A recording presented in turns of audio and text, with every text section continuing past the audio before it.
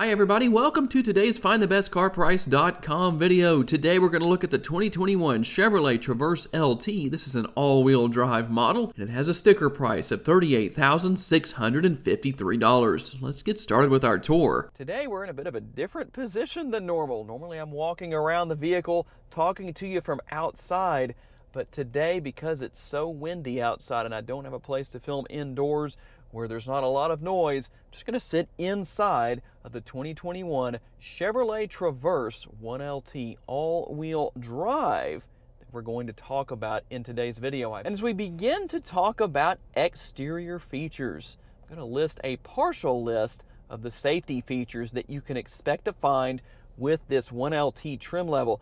And I'll also list all of the trim levels of the Traverse and their base prices so you know what those are. You can find that not only on the screen right now, but also down in the description of the video to make it real easy for you to know what you might want to spend, what the potentials might be in that respect. There is a link down in the description of the video to this very Traverse. As long as it's in inventory at Red River Chevrolet, you can click on that and see the entire list of the safety features. Like I say, gave you a partial list on the screen, so there's not too much to read there. I like the fact that you've got HID lighting all the way around, HID headlights, HID tail lights. Gonna have turn signal indicators, of course, built into the side view mirrors. Those are power heated side view mirrors, by the way. And I realize the heated side view mirrors, well, that might mean a lot to you. It might not mean anything depending on where you live and really when you watch this video. I guess in March of 2021, it's already starting to warm up into the 80s here in Northwest Louisiana.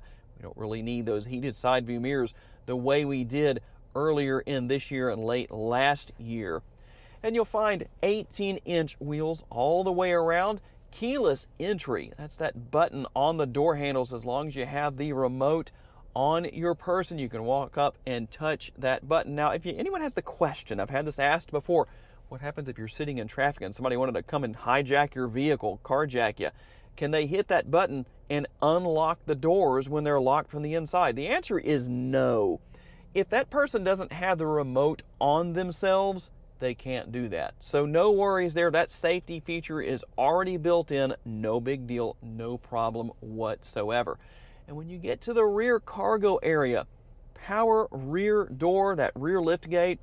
And I like the fact that depending on your situation and or preferences, there are multiple ways to open that door, but there's also a way to adjust it on the driver's side door. You can adjust it to open all the way, or you can adjust it to open 3/4 of the way, depending on maybe if you have any clearance issues or whatever your personal preference may be. I really like the fact that that option is there. So, as you can see, this model comes either as a 7 or 8 passenger model. This is the 7 passenger that we're looking at today. So it is a 3-row SUV. And as you can see, you can lower the rear seats or the middle row seats and the rear seats to maximize your cargo space depending on your needs and or situation. Got a little more storage there underneath the floor. The spare tire is located underneath the vehicle, just in case you're wondering if that is there. And when it comes to the rear seat area, you're going to have some cup holders back there. Not as much leg room as you would have in the middle row. You can move the passenger side middle row seat forward to allow easy access to and from the rear seats. 2 USB ports found there. You're also going to find 2 more USB ports for your middle row seats, and actually 2 more here for the driver and passenger as well. A total of 6 USB ports throughout the Traverse. You're going to find tri-zone climate control, so the middle row area has the controls for the rear seat passengers as far as controlling the fan speed and the temperature. Then of course you'll have dual zone here in the front. And when it comes to keeping the interior good and clean, you've got all-weather lining all throughout the flooring of the vehicle. You also have it for the rear cargo area, so you don't have to worry about having to deal with issues with the carpet that's underneath those floor liners getting dirty or stained or whatever the case may be. Front seat, middle row, rear seat, and cargo, definitely going to have its pluses depending on what you do with your all-wheel drive Traverse.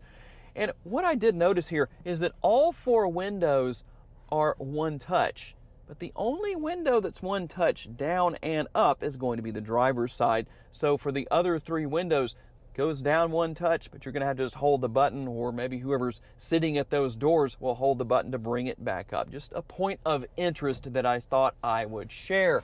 And of course, here on the steering wheel on the left-hand side, you've got cruise control.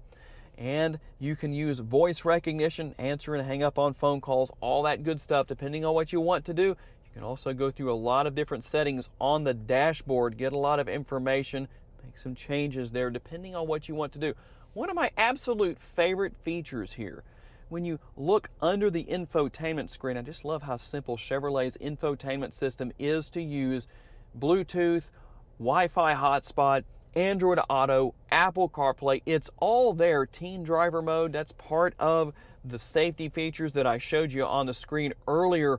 But I like the fact that underneath you've got some buttons for controlling the volume and surfing through the stations and even returning home on the infotainment screen. But on the far right-hand side, if you hold that button down, what's going to happen is that infotainment screen is going to raise up, very similar to what we saw with the C7 generation of the Chevrolet Corvette, something you don't get with the C8, by the way. That was a little disappointing to me personally, but you do have that floating screen, so there are some advantages to that.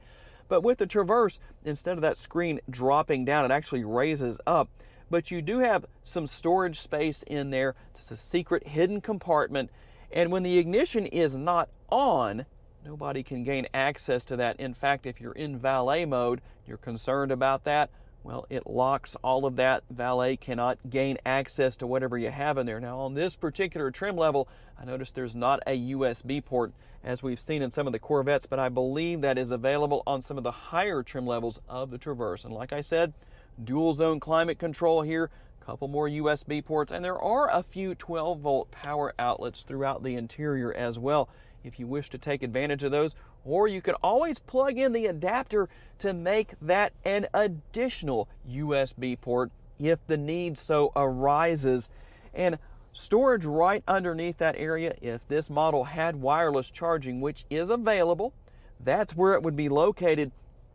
And of course, your shifter right here, and if you go all the way back to L, you can shift up or down with the button on the left-hand side of the shifter. Almost said steering wheel there, but the shifter. Don't want to get the correction Nazis of YouTube after me for saying something wrong. Yes, I said correction Nazis. Got the drink holders here as well. Power parking brake. And like I said earlier, you can actually turn your four-wheel drive or all-wheel drive Traverse into two-wheel drive. That's what this dial is for right here. You can, of course, dial through. You can be in all-wheel drive, you can be in two-wheel drive, or you can be in off-road mode. And while this is not a super rugged model, it does have some light off-roading capabilities. And the multitasker up here in the front, I always like to talk about the multitaskers in these vehicles. Well, here it is right here with the center console. Got a nice large center console.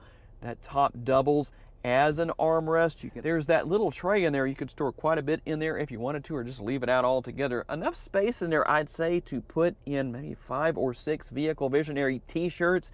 Just fold those just right. You could definitely stuff those down in there. You can also put quite a few into the glove box. If you want to see what the glove box looks like, well, there you go as far as space goes. The interior is ultimately very comfortable. Now, this is cloth interior, but of course there are higher trim levels depending on what you so desire. Okay, as we hop out on the road for a test drive, did you think I forgot about the engine details? Well, honestly I did, but we're going to share that right now. Under the hood is the 3.6 liter V6, puts out 310 horsepower, 266 pound-feet of torque.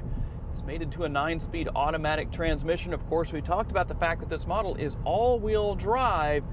Power is put to the ground through a 9-speed automatic transmission. Estimated gas mileage, 17 miles per gallon in the city, 25 out on the highway. Tell me down in the comments, if you are a Traverse owner, how close have you been able to get to those numbers? Have you been able to exceed those numbers, or Are you weighed down underneath those numbers? There's a lot of variables that go into gas mileage that most people don't probably think about. If I knew exactly what Chevrolet or all these car makers did to get to their estimated gas mileage numbers, well, maybe we could try and duplicate that and see if we could achieve those numbers. But anyway, one thing I like about the Traverse is that it is a smooth riding model, and I realize that sometimes people are going to have varying opinions about that, and that really comes based on what they are used to. So what I'm used to on a daily basis as far as a daily driver goes, well, I must say, I like the ride quality of the Traverse. And always having all-wheel drive gives stability. So if you're using all-wheel drive mode, which obviously it defaults to that, when you turn the ignition off, it's going to default back to that all-wheel drive setting. If you want to go back into two-wheel drive or off-road mode, try and get that out, you can do that, but it's going to default to all-wheel drive. And so that's going to mean increased stability on all driving surfaces, whether it's something like we're dealing with today where it is very windy outside but nice and dry, or if it's wet, of course, snow and ice. What a big difference all-wheel drive makes, as a lot of people found here across the South in recent weeks when we got 8 inches of snow, at least here in Northwest Louisiana. Of course, that turned to ice. Made for quite an interesting experience for a lot of drivers. A lot of people told me I will never buy a new car again that is not all-wheel drive. Chances are we won't see that happen again, but you never know. It's been quite a few years. I think 1988 was the last time we saw that happen. As far as ease of convenience and operation of all the different features and the functionality, that's very easy to operate and navigate your way around through the infotainment system. Everything's just super simple. If you want to go through the information on the instrument cluster, again, very easy to do, very easy to navigate. Leather wrapped steering wheel is very comfortable, and I'm just going to make a turn here real quick. See how easy it is. Look at the turning radius we just made right there. I hope you could see that on the video. I actually had the ability to turn even further. I didn't reach full lock in that turn. So I must say, the Chevrolet Traverse, I never thought about this before. I probably should do that more often, showing the turning radius of the vehicles that I feature here on the Vehicle Visionary YouTube channel. But I'll tell you what, Chevrolet definitely can get high marks from me, at least, on the Traverse. Tell me what your pros and cons are as far as the Traverse is concerned. And of course, if you're wondering, does it come standard all-wheel drive? The answer to that question is no, for those who may not know the answer to that question. Typically, you're going to get front-wheel drive, but obviously, all-wheel drive is optional depending on what you desire, what your needs are. But I must say, I'm very impressed overall with the Traverse. Sitting up pretty high off the ground gives you a good view of everything going on around you, a great turning radius. Everything is easy to learn. If you've never had the kind of technology available in these vehicles in your vehicle, there are still people out there who have had the same vehicle for 20 or 30 years or however long the case may be. And they've never had an infotainment screen or all of the different driving aids that we have here with these models. Don't be afraid of that, is my main point here. Just easy to learn, whether it's through videos like mine or maybe somebody at the dealership is helping you to learn. Don't be afraid of the modern day technology in these vehicles.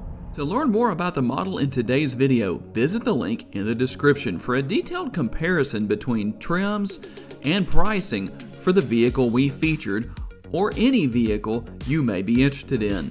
These pages feature information such as our recommended trim level based on price, value, and features. Thank you for taking the time to watch today's video. We look forward to seeing you next time.